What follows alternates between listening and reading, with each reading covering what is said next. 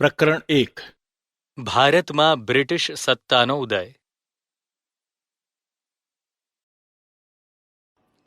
પ્રસ્તાવના. પ્રાચીન સમયથી ભારત તેના આર્થિક, સાંસ્કૃતિક અને આધ્યાત્મિક વારસાના કારણે સમગ્ર વિશ્વમાં એક અજોડ સ્થાન ધરાવે છે. ભારતના સાંસ્કૃતિક વારસા અને આર્થિક સમૃદ્ધિના કારણે વિશ્વના ઘણા દેશોની પ્રજા ભારતમાં આવી. ભારતના મરી મસાલા, તેજાના, મલમલ, રેશમી કાપડ, ગળી વગેરેની યુરોપના દેશોમાં ખૂબ જ માંગ રહેતી. ભારત અને યુરોપ વચ્ચે વ્યાપાર જમીન માર્ગે તેમજ જળ માર્ગે થતો અને આ માર્ગના કેન્દ્ર સ્થાને તુર્કસ્તાનમાં આવેલું ઇસ્તંબુલ, કોન્સ્ટન્ટિનોપલ હતું. તુર્ક મુસ્લિમોએ કોન્સ્ટન્ટિનોપલ જીતી લીધું. ઈસવીસન 1453. આથી યુરોપવાસીઓ માટે કોન્સ્ટન્ટિનોપલ, ઇસ્તંબુલ થઈ ભારત આવતો જળમાર્ગ બંધ થઈ ગયો. યુરોપવાસીઓને મરી મસાલા વગર ચાલે તેમ ન હતું. આથી નવો જળમાર્ગ શોધવાની જરૂરિયાત ઊભી થઈ, જેથી વિશ્વના ભૌગોલિક સંશોધનોના યુગનો પ્રારંભ થયો.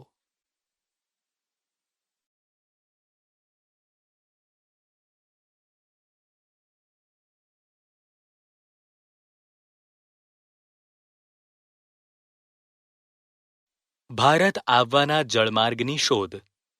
પોર્ટુગલના રાજા પ્રિન્સ હેનરીની પ્રેરણા, પ્રોત્સાહન અને આર્થિક મદદથી સાહસવીરોએ નવા જળમાર્ગની શોધના પ્રયત્નો આદર્યા. ભારત આવવાના જળમાર્ગની શોધ માટે ઘણા સાહસવીરોએ પ્રયત્નો કર્યા, જેમાં બાર્થોલોમ્યુ ડાયઝે કેપ ઓફ ગુડ હોપ બુશીરની શોધ કરી. ક્રિસ્ટોફર કોલંબસે સ્પેનના રાજાની આર્થિક મદદથી નવો જળમાર્ગ શોધવાની સાહસ યાત્રા આરંભી, જે 1492માં એટલાન્ટિક સમુદ્રમાં આવેલા વર્તમાન વેસ્ટ ઇન્ડિઝ ટાપુએ આવીને અટકી. મૃત્યુ પર્યંત ભારત આવવાના જળમાર્ગ શોધ્યાના વિશ્વાસ ધરાવતા કોલંબસે વાસ્તવિક રીતે નવો જ પ્રદેશ શોધ્યો હતો. આ સ્પષ્ટતા અમેરિગો વેસ્પુચીએ કરી હોવાથી ત્યારબાદ આ નવો પ્રદેશ અમેરિકા તરીકે ઓળખાયો. પોર્ચુગીઝ નાવિક વાસ્કો દી ગામાએ ભારત આવવાના જળમાર્ગની શોધ કરી. ઈસવીસન 1498. ભારતીય ખલાસીની મદદથી તે ભારતમાં પશ્ચિમ કિનારે આવેલ કાલિકટ બંદરે પહોંચ્યો. ત્યાંના રાજા સામુદ્રિકે ઝામોરીને તેને આવકાર આપી રાજ્યમાં વેપાર કરવાની છૂટ આપી. આમ વિશ્વમાં આ ઘટના મહત્વપૂર્ણ ગણાય છે. તેના કારણે જ યુરોપવાસીઓ માટે ભારત આવવાના દ્વાર ખુલી ગયા.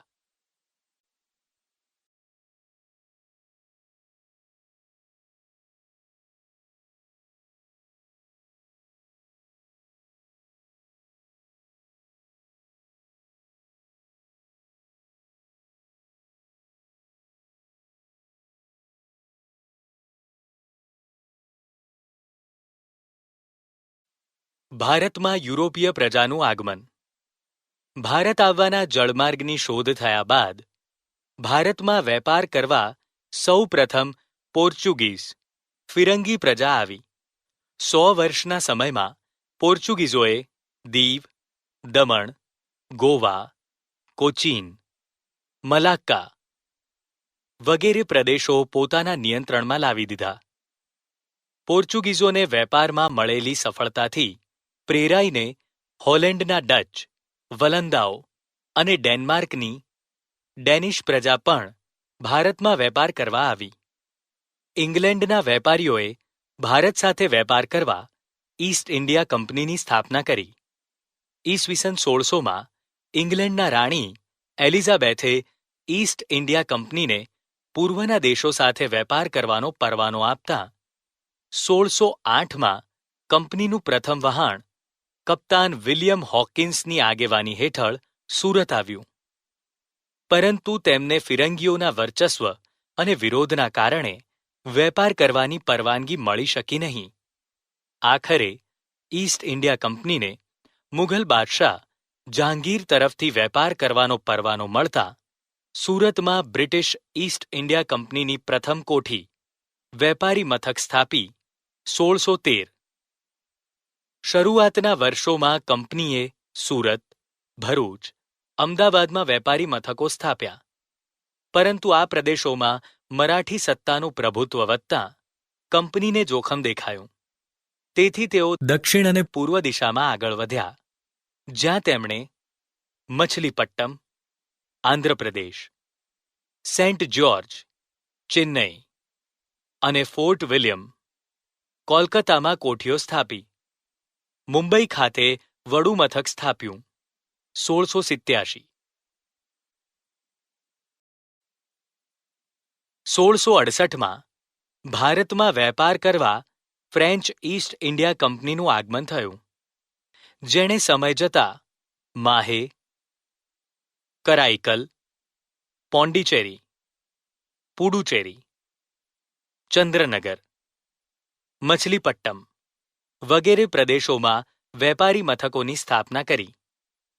18મી સદીમાં અંગ્રેજો અને ફ્રેન્ચો વિશ્વભરમાં પોતાની સત્તા સ્થાપવા અને સંસ્થાનો મેળવવા સતત સક્રિય હતા. ભારતમાં 1746થી 1763 દરમિયાન આ બંને બ્રિટિશ ઈસ્ટ ઇન્ડિયા કંપની અને ફ્રેન્ચ ઈસ્ટ ઇન્ડિયા કંપની વચ્ચે સત્તા સ્થાપવા 3 કર્ણાટક વિગ્રહો થયા, જેમાં ફ્રેન્ચ ઈસ્ટ ઇન્ડિયા કંપનીનો પરાજય થતાં બ્રિટિશ ઈસ્ટ ઇન્ડિયા કંપનીનો રાજ્ય વિસ્તારનો માર્ગ મોકળો થયો. આમ સત્તા સંઘર્ષના અંતે ફિરંગીઓ પાસે દીવ, દમણ, ગોવા રહ્યા, જ્યારે ફ્રેન્ચો પાસે ચંદ્રનગર, માહે, કરાઈકલ, પોંડિચેરી જેવા પ્રદેશો રહ્યા, જ્યારે ડચ પ્રજા કાયમને માટે વિદાય પામી.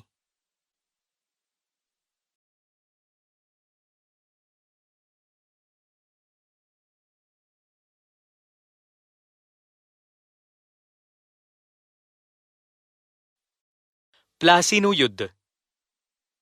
બંગાળમાં સિરાજુદ્દૌલાનું શાસન હતું. તેના ઉતાવળિયા સ્વભાવના કારણે રાજ્યમાં તેના કેટલાક વિરોધીઓ હતા. આ સમયમાં બ્રિટિશ ઈસ્ટ ઇન્ડિયા કંપનીએ નવાબની પરવાનગી લીધા વિના કોલકાતામાં રક્ષણ બહાને વેપારી કોઠીને ફરતે કિલ્લેબંધી કરી, પરંતુ નવાબ સિરાજુદ્દૌલાએ કિલ્લેબંધી તોડી પાડી. આ સમાચાર મદ્રાસ, ચેન્નઈ પહોંચતા કોલકાતાની કોઠીને સહાય કરવા રોબર્ટ ક્લાઇવની આગેવાની નીચે કંપનીનું એક નાનકડું સૈન્ય બંગાળ આવ્યું. ઈસ્ટ ઇન્ડિયા કંપનીનું સૈન્ય શક્તિશાળી હોવા છતાં નવાબના સૈન્યને પરાજય આપવાનું સરળ ન લાગતા રોબર્ટ ક્લાઇવે દગાખોરીનો આશરો લીધો. નવાબને પરાજય આપવા ષડયંત્ર ઘડી કાઢવામાં આવ્યું, જેમાં સેનાપતિ મીર જાફર શેઠ અમીચંદને કાવતરામાં સામેલ કર્યા અને કંપનીએ નવાબ કનડગત કરે છે એવા બહાના નીચે પ્લાસી નામના ગામ પાસેના મેદાનમાં યુદ્ધ જાહેર કર્યું. પ્લાસીનું યુદ્ધ 23 જૂન 1757ના રોજ લડાયું. પ્લાસીનું મેદાન મુર્શિદાબાદ, પશ્ચિમ બંગાળથી આશરે 38 કિલોમીટરના અંતરે આવેલ છે. પૂર્વ યોજના અનુસાર મીર જાફર યુદ્ધમાં નિષ્ફળ રહ્યો. સિરાજુદ્દૌલા હારી ગયો. ક્લાઇવના કાવતરાથી પ્લાસીનું યુદ્ધ માત્ર અડધા દિવસમાં જ પૂરું થયું. આ યુદ્ધથી ઈસ્ટ ઇન્ડિયા કંપનીને 24 પરગણાની જાગીર મળી. મીર જાફરને બંગાળનો નવાબ બનાવવામાં આવ્યો. આમ પ્લાસીના યુદ્ધ દ્વારા ભારતમાં કંપની સત્તાનો પાયો નખાયો. 1757.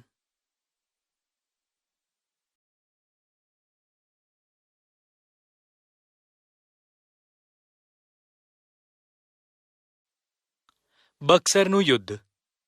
અંગ્રેજોએ મીર જાફરને બંગાળનો નવાબ બનાવી તેની પાસેથી જુદા જુદા બહાના નીચે પુષ્કળ ધન મેળવ્યું અને વધુ અધિકારો મેળવવાની લાલચમાં ઈસ્ટ ઇન્ડિયા કંપનીએ મીર જાફરને ખસેડી મીર કાસિમને બંગાળનો નવાબ બનાવ્યો.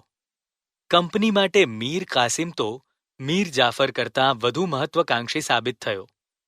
તેથી મીર કાસિમનો કંપનીને ડર લાગ્યો અને તેથી મીર કાસિમને ઉથલાવી ફરીથી મીર જાફરને નવાબ બનાવ્યો. મીર કાસિમ અવધના નવાબના શરણે ગયો. આ સમયે અવધમાં મુગલ બાદશાહ શાહ આલમ આવ્યો હતો. આથી ત્રણેય સંયુક્ત રીતે કંપનીનો સામનો કરવાનો નિર્ણય કરી કંપની સામે યુદ્ધ જાહેર કર્યું.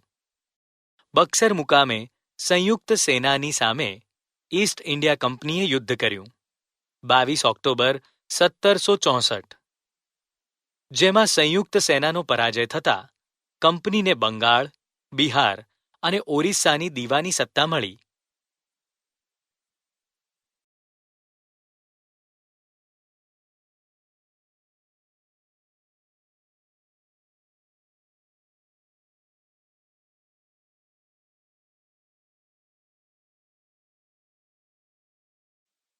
કંપની શાસનનો વિકાસ.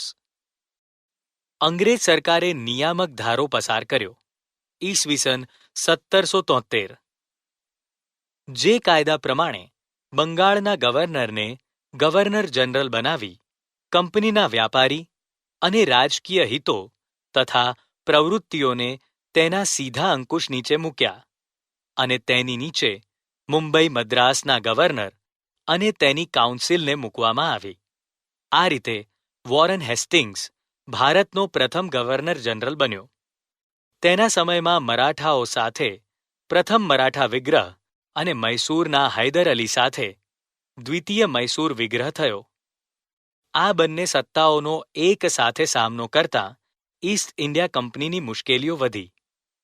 વોરન હેસ્ટિંગ્સ બાદ ગવર્નર જનરલ તરીકે કોર્નવોલિસ આવ્યો. તેના સમયમાં મૈસૂરના વાઘ તરીકે જાણીતા ટીપુ સુલતાન સાથે ત્રીજો મૈસૂર વિગ્રહ થયો. ટીપુ સુલતાનને હરાવવા કંપનીએ મરાઠા અને નિઝામની મદદ લીધી. ત્રણેયની સંયુક્ત સેના સામે ટીપુ સુલતાનની હાર થઈ. તેને સંધિ સ્વીકારવાની ફરજ પડી. કોર્નવોલિસ બાદ સર જ્હોન શોર ગવર્નર જનરલ બન્યો. તેણે અપનાવેલી તટસ્થતાની નીતિના કારણે ઈસ્ટ ઇન્ડિયા કંપનીની પ્રતિષ્ઠા એક બાજુ ઘટી તો બીજી બાજુ મરાઠાઓ વધુ શક્તિશાળી બન્યા. આથી જ્હોન શોર પછી આવેલ ગવર્નર જનરલ વેલેસ્લીને માથે કંપનીને ભારતમાં સર્વોપરી બનાવવાની જવાબદારી આવી. આ માટે વેલેસ્લીએ સહાયકારી સૈન્યની યોજના દાખલ કરી. સહાયકારી યોજનાની શરતો અને અપનાવેલ રાજ્ય નીચે મુજબ છે. સહાયકારી સૈન્ય યોજનાની શરતો.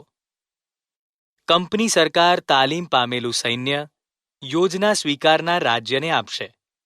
આ સૈન્ય રાજ્યના આંતરિક અને બાહ્ય આક્રમણથી રાજ્યનું રક્ષણ કરશે.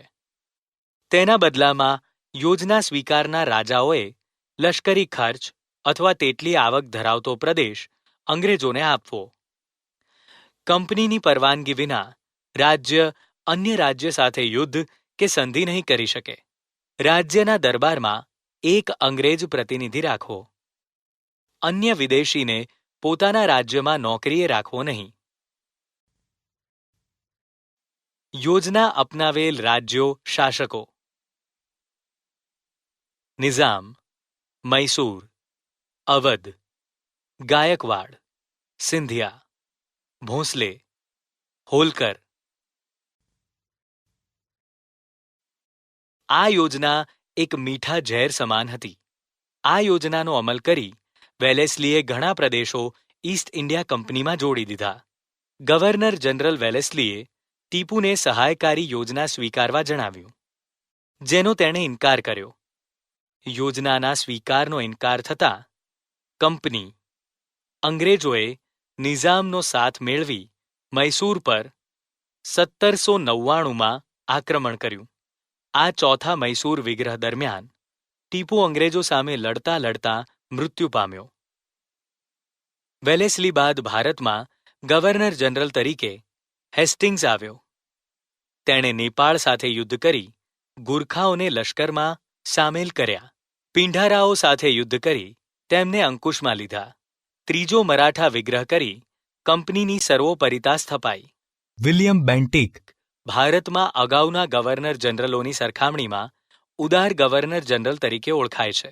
અગાઉના ગવર્નર જનરલોએ અપનાવેલી સામ્રાજ્યવાદી નીતિથી રાજ્યોમાં જે અસંતોષ ઊભો થયો હતો તે અસંતોષમાંથી એકતા ઊભી ન થાય તે માટે તેણે ઉદારમતવાદી કાર્યો કર્યા.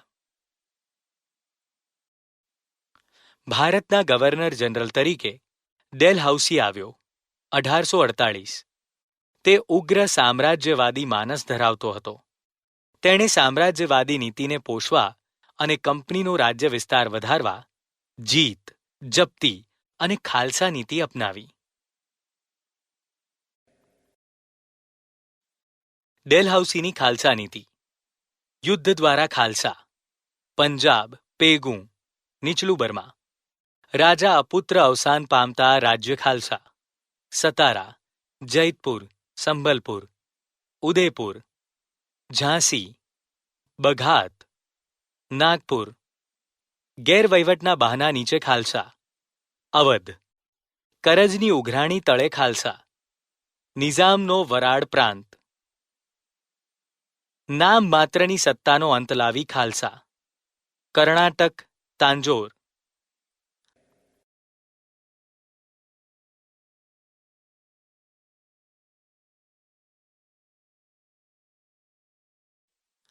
ડેલહાઉસી સામ્રાજ્યવાદીની સાથે સુધારાવાદી પણ હતો. તેના સમયમાં ભારતમાં પ્રથમ રેલવે. ઈસવીસન 1853 મુંબઈ થાણા. ભારત ઇંગ્લેન્ડ તાર વ્યવહાર. જાહેર બાંધકામ ખાતાની સ્થાપના. અંગ્રેજી કેળવણીની વ્યવસ્થા વગેરેની શરૂઆત થઈ. વિધવા પુનર્વિવાહ અને બાળ લગ્ન પ્રતિબંધક ધારા તેના સમયમાં પસાર થયા. 1757ના પ્લાસીના યુદ્ધથી શરૂ કરીને 100 વર્ષના સમયમાં કંપનીની સત્તા અને સામ્રાજ્ય બંને વધ્યા. પરંતુ તેમ કરતાં ભારતના રાજ્યોના અસંતોષનો સામનો તેને કરવો પડ્યો અને આ અસંતોષ અંતે 1857ના ભારતના પ્રથમ સ્વાતંત્ર્ય સંગ્રામ સ્વરૂપે બહાર આવ્યો.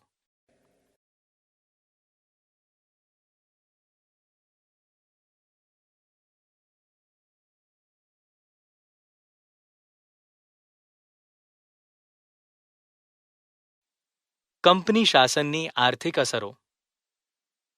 જ્યારે આપણે કંપની શાસનનું સરવૈયું તૈયાર કરીએ છીએ ત્યારે ખ્યાલ આવે છે કે ભારત દેશ જે છેલ્લી સદીઓથી દુનિયાના દેશોમાં આર્થિક રીતે ગૌરવભર્યું સ્થાન ભોગવતો હતો તે કંપની શાસનના 100 વર્ષના શાસનકાળમાં ઇંગ્લેન્ડ માટે કાચો માલ પેદા કરનાર અને કારખાનામાં તૈયાર થયેલ માલ માટે બજારની ગરજ સારનારો દેશ બનાવી દીધો.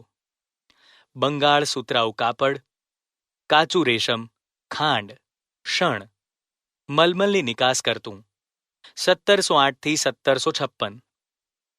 પરંતુ દ્વિમુખી શાસન પદ્ધતિ બાદ બંગાળની આર્થિક ચમક ઝાંખી પડી ગઈ. કંપનીની અન્યાયી મહેસૂલી નીતિથી ભારતનો ખેડૂત પાયમાલ અને દેવાદાર બન્યો. અંગ્રેજ સરકારે ઇંગ્લેન્ડના ઉદ્યોગોને વિકસાવવા ભારતના કાપડ ઉદ્યોગ પર અન્યાયી જકાત નાખી. ભારતના હુન્નર ઉદ્યોગોને કચડી નાખવા વિવિધ અયોગ્ય રીત રસમ અપનાવી, જેથી ભારતના ઉદ્યોગ ધંધા પડી ભાંગ્યા. ભારતનો કારીગર ગરીબ અને બેરોજગાર બન્યો. કંપનીના વ્યાપારીઓ ખાનગી વ્યાપાર કરી બંગાળના કારીગરો પાસે ટૂંકી મુદતમાં ચોક્કસ જથ્થામાં કાપડ વણીને પૂરું પાડવાનો કોન્ટ્રાક્ટ લખાવી લેતા અને કારીગર જો ઇનકાર કરે તો તેને ફટકા મારવાની કે જેલની સજા થતી. કંપનીના આગમન પહેલા ભારતના ગામડા સ્વાવલંબી અને સમૃદ્ધ હતા, જે અંગ્રેજોના શાસનની અસરથી ગરીબ અને પરાધીન બન્યા. ઈસ્ટ ઇન્ડિયા કંપનીના શાસનકાળમાં ભારતમાં મુંબઈ થાણા વચ્ચે પ્રથમ રેલવે, ઇંગ્લેન્ડ ભારત વચ્ચે આગબોટની સેવાની શરૂઆત અને મુંબઈ, મદ્રાસ, ચેન્નઈ, કોલકાતા જેવા મહાબંદરોનો વિકાસ પણ થયો.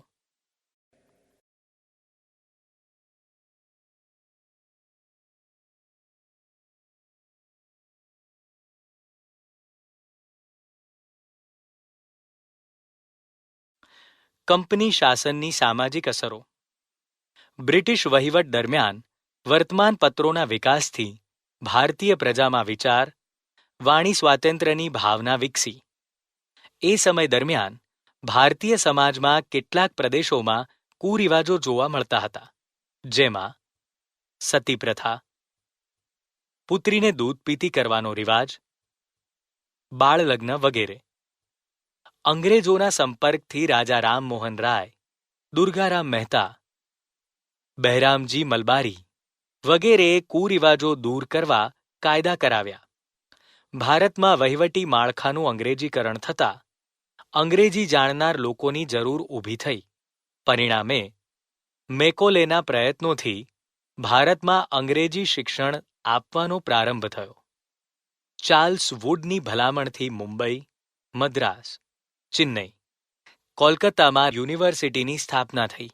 અંગ્રેજી શિક્ષણના કારણે ભારતમાં અંગ્રેજી જાણનારો વર્ગ ઊભો થયો.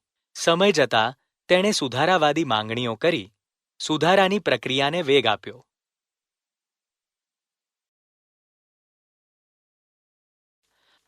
ઉપસંહાર. આમ ઈસ્ટ ઇન્ડિયા કંપની ભારતની સમૃદ્ધિ અને વેપારથી આકર્ષાઈને ભારત આવ્યા. ભારતમાં કંપની શાસનને પરિણામે રાજકીય, આર્થિક, સામાજિક, સાંસ્કૃતિક ક્ષેત્રે સારી નરસી અસરો ઊભી થઈ. કંપનીએ ભારતના ભોગે ઇંગ્લેન્ડને સમૃદ્ધ કરવાની નીતિ અપનાવી અને ભારતમાં આવી પોતાના લાભ માટે જે વ્યવસ્થામાં સંસ્થાનગત સુધારા કર્યા તેનાથી ભારતને પરોક્ષ રીતે લાભ પણ થયો.